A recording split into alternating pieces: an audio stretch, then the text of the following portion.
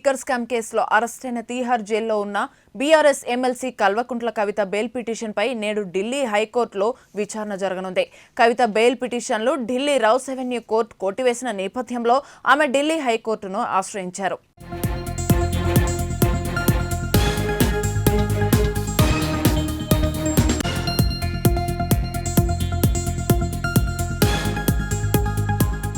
Delhi liquor scam కేసులో మార్చి 15న కవితను ED అధికారులు అరెస్ట్ చేశారు. ఆ తర్వాత సీబీఐ కూడా ఇదే కేసులో అరెస్ట్ చేసింది. దాదాపు 2.5 నెలల నుంచి కవిత తీహార్ జైల్లో ఉన్నారు. ఈ స్కామ్లో తన ప్రమేయం లేదని, రాజకీయ కక్షతోనే తనను ఇరికించారని కవిత ఆరోపిస్తున్నారు.